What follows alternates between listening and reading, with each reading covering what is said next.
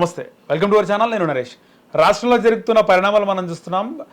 రాహుల్ గాంధీని కేటీఆర్ తిడితే కేటీఆర్ని బండి సంజయ్ మాట్లాడడం, ఇక బండి సంజయ్ చేసిన కామెంట్స్ పైన హుజురాబాద్ ఎమ్మెల్యే పాడి కౌశిక్ రెడ్డి కామెంట్స్, ఆ తర్వాత పాడి Kaushik Reddy Karimnagar MLA camp office పైన దాడివన్నీ కూడా చూస్తున్నాం. రాష్ట్రంలో ఏం జరుగుతుంది?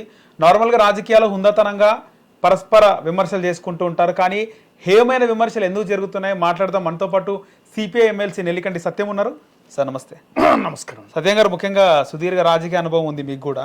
రాష్ట్రంలో చూస్తున్నాము, రాహుల్ గాంధీని ఉద్దేశించి కేటీఆర్ ఎక్కడ సచ్చిండు రాహుల్ గాంధీ అని మాట్లాడడం జరిగింది. దీనిపైన కాంగ్రెస్ పార్టీ కూడా కౌంటర్ ఇచ్చింది. మరోవైపు బండి సంజయ్ కేంద్ర మంత్రి ఆయన కేటీఆర్ని కామెంట్ చేయడం, కేటీఆర్ని కామెంట్ చేసినందుకు పాడి కౌశిక్ రెడ్డి బండి సంజయ్ పైన కామెంట్ చేయడం, డ్రగ్స్ తంబాకు తింటావా అనే విధంగా. ఏం చెప్తారు? ఇలాంటి కామెంట్స్ సరైనవేనా? ఏం చెప్తారు రాజకీయాలు? సరే, ముఖ్యంగా ఒక ప్రభుత్వ విధానాలని విమర్శించే అధికారం ప్రతిపక్ష పార్టీకి ఉంటుంది. ఓకే, ప్రతిపక్ష పార్టీ నాయకునిగా కేటీఆర్ గారు విమర్శ చేసే అధికారం ఉన్నది. ప్రజల తరపున మాట్లాడవచ్చు, కానీ వ్యక్తిగతంగా ఎక్కడ చచ్చిండు అనేది అంటే భాష కేటీఆర్ వాడొద్దు. కేటీఆర్ కౌంటర్గా ఇతర కాంగ్రెస్ పార్టీ వాళ్ళు కూడా వ్యక్తిగత దూషణ మాట్లాడడం సరి అయింది కాదు. రైట్.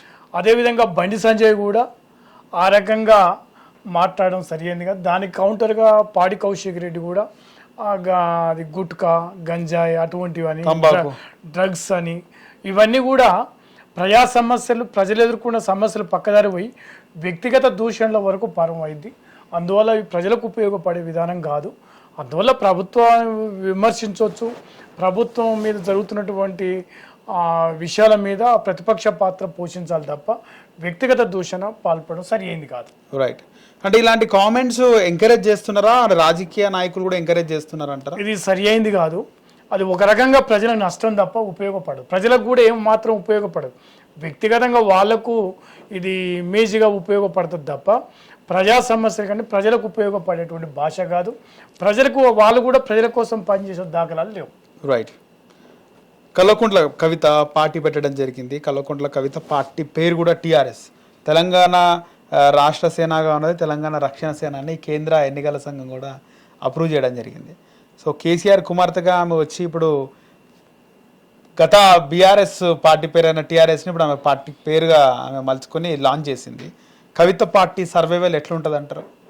సరే, ఈ రాష్ట్రంలో ప్రజాస్వామ్యంలో ఎవరికైనా పార్టీ పెట్టేటువంటి అవకాశం ఉంటుంది, దాన్ని మనం అట్లా చూస్తే. కానీ కవిత పెట్టినటువంటి సందర్భం కానీ ఆమె పార్టీ పెడుతున్నటువంటి విషయంలో కూడా అంత ఈ పార్టీ ముందు వద్దు అన్నటువంటి అభిప్రాయం లేదు. ఓకే. ఎందుకంటే ఏ రాజకీయ పార్టీకైనా ఒక ఆలోచన ఉండాలి. తెలుగుదేశం పార్టీ ఆనాడు ఒక సుదీర్ఘకాలం కాంగ్రెస్ పార్టీ వ్యతిరేకంగా తెలుగు ఆత్మగౌరవం పేరుతో అధికారంలో వచ్చింది. రైట్. టీఆర్ఎస్ పార్టీ తెలంగాణ ఉద్యమాన్ని, ఈ రాష్ట్రంలో తెలంగాణ జరుగుతున్న అన్యాయానికి వ్యతిరేకంగా సుదీర్ఘకాలం ఆ తెలంగాణ ప్రజల పక్షంగా, తెలంగాణ నీటి వనరులు కావచ్చు, నిరుద్యోగ సమస్య కావచ్చు, అనేక అంశాల మీద తెలంగాణ రాష్ట్రం కోసం టీఆర్ఎస్ పార్టీ పుట్టింది. కవిత పార్టీ దేనికి పుట్టింది అనేది కవిత చెప్పాలి. ఓకే. కవిత పార్టీ అంటే ఒక సిద్ధాంతము, ఒక అంశం ఉండాలి, పార్టీ పెట్టాలి. కానీ ఏది లేకుండా కవిత పెట్టింది అధికారం కోసం తప్ప ఒక రాజకీయ లక్ష్యం కానీ ప్రజా లక్ష్యం కానీ లేదు. ఓకే. అంటే సర్వైవ్ అయ్యే అవకాశం లేదంటారు రాజకీయంగా? లేదు. ఓకే. సో దేశవ్యాప్తంగా కమ్యూనిస్టులు అంతరించిపోతున్నాయనే డౌట్లు కనబడుతున్నాయి. గతంలో చూసిన వెస్ట్ బెంగాల్, తర్వాత త్రిపుర, కానీ ఇప్పుడు చిట్ట చివరిగా ప్రభుత్వం ఉన్నటువంటి కేరళలో కూడా సిపిఐ పార్టీ ఓడిపోవడం జరిగింది. సరే, కమ్యూనిస్టులు అంతరించిపోతున్నారా? సరే, కమ్యూనిస్టులు ఎప్పుడు కూడా అంతరించరు. ఇలా కూడా ప్రపంచ రాజకీయాలలో 10-15 దేశాలలో కమ్యూనిస్ట్ పార్టీ అధికారంలో ఉన్నది. ఈ రాష్ట్రంలో కూడా చట్టసభలల్లో, పార్లమెంట్లో బలహీనంగా ఉన్నంత మాత్రాన కమ్యూనిస్టులు బలహీనం కాదు. సరే, చట్టసభలు చూసినప్పుడు బలహీనంగా వస్తారు, కానీ ప్రజా సమస్యలు, ప్రజా పోరాటాలకు ఇప్పటికి కూడా కమ్యూనిస్ట్ పాత్ర ఉంది. అంత మాత్రాన కమ్యూనిస్టులు అంతరించిపోరు. ఎందుకు పోరంటే ప్రజా సమస్యలు పరిష్కరించడంలో ఈనాడున్న ప్రభుత్వాలు సఫలీకృతం కాలేరు. ఈ దేశంలో 10 ఏళ్ళు ఇలా బీజేపీ అధికారం ఉండని, అంతకుముందు 60 సంవత్సరాలు కాంగ్రెస్ పార్టీ ఉన్నా కూడా ఈ దేశంలో పేదరికం కానీ, ఆర్థిక అసమానతలు కానీ, నిరుద్యోగం కానీ, ప్రజల మౌలిక సమస్యలు పరిష్కరించడంలో అది కాంగ్రెస్ కానీ బీజేపీ కానీ వైఫల్యం చెంది. అందువల్ల ప్రజల మౌలిక సమస్యలు పరిష్కరించినప్పుడు కమ్యూనిస్టులు తప్పకుండా ఉంటారు. ఇలా మనం చూస్తా ఉన్నాం ప్రభుత్వ లెక్కల ప్రకారమే ఇలా పేదరికం మరి 30% ఉందని ప్రభుత్వ లెక్కలు చెప్తాం. నిరుద్యోగ సమస్య ఈ దేశంలో పెద్ద ఎత్తున ఉంది. ఈ దేశంలో రైతులు సంక్షోభంలో కూరుకుపోయారు. రైతుల ఆత్మహత్యలు జరుగుతూ ఉన్నాయి. కార్మిక వర్గానికి తీవ్ర అసంతృప్తి ఉంది. తీవ్రంగా ఇలా కార్మిక వర్గం తమ వేతనాలు లేవు, అనేక రకాల వర్గాలు ఇలా పోరాటాల వైపు ఆలోచిస్తారు. అందువల్ల కమ్యూనిస్ట్ ఎప్పుడు కూడా బలహీనపడరు. చాలా సందర్భాలలో ఇతర దేశాలలో కానీ ప్రపంచ రాజకీయాల్లో ప్రజల పక్షంగా ప్రజా సమస్యలు పరిష్కారం కానంత కాలం కమ్యూనిస్టులు తప్పకుండా నిలబడతారు. రైట్. చివరిగా తమిళనాడులో వచ్చిన రిజల్ట్కి ఏం చెప్తారు? అంటే విజయ్ 3వ ప్రత్యామ్నాయంగా రావడము జనాలు కూడా యాక్సెప్ట్ చేయడం జరిగింది. అంటే వాక్యూమ్ లేదని అందరూ అనుకున్నారు. తెలుగు రాష్ట్రాల్లో చిరంజీవి తర్వాత పవన్ కళ్యాణ్ ఏ విధంగా మొదట్లో ఫెయిల్ అయినారో విజయ్కి అంత సీన్ లేదు, పొలిటికల్ వాక్యూమ్ లేదని చాలామంది మాట్లాడారు. సరే, తమిళనాడు ప్రజల తీర్పుని మనం గౌరవిద్దాం. అంటే డిఎంకేని ఆ విధంగా జనరల్గా ఎవరు కూడా ఊహించలేదు. సరే, ఇలా అతను సినిమా యాక్టర్ కావడం, ఈ రెండు పార్టీల వ్యవస్థకు భిన్నంగా విజయ్ని కోరుకోవడం జరిగింది.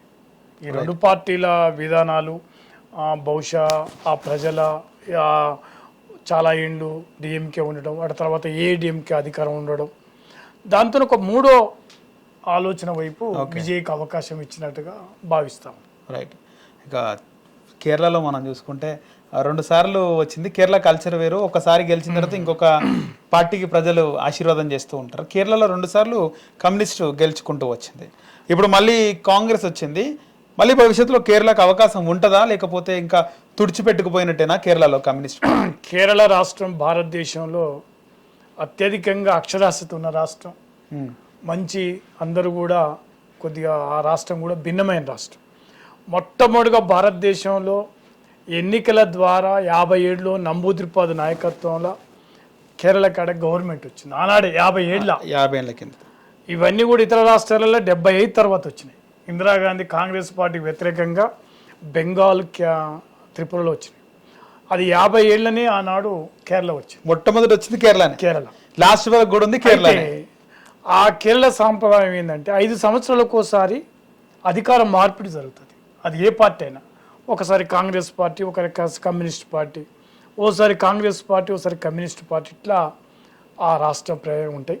అయినా కూడా సాంప్రదాయానికి విరుద్ధంగా 2 సార్లు కూడా కమ్యూనిస్టులకు అవకాశం ఇచ్చారు. ఇప్పుడు 10 సంవత్సరాలు ఆ రాష్ట్రంలో కమ్యూనిస్ట్ పార్టీ గవర్నమెంట్ ఉంది. సరే, ప్రజలు అక్కడ మరి 10 ఏళ్ల తర్వాత కాంగ్రెస్ పార్టీకి అవకాశం ఇచ్చారు. అంత మాత్రాన మళ్ళీ కమ్యూనిస్టులు రారనేది ఏముండదు. రేపు 5 ఏళ్ళకు మళ్ళీ మేమే అధికారం వస్తామని ఆ విశ్వాసం ఉందని సందర్భంగా గుర్తు చేస్తూ ఉన్నాం. రేపు రాబోయే రాష్ట్రాలలో కూడా ప్రజలు ఈ రకంగా ఏమి ఉండరు. ప్రజలు ఎప్పుడు మార్పును కోరుతారు. ఆ మార్పులో భాగంగా మళ్ళీ కమ్యూనిస్ట్ వైపు ఆలోచిస్తారని భావిస్తారు. రైట్. సత్యం గారు, ధన్యవాదాలు. Thank you.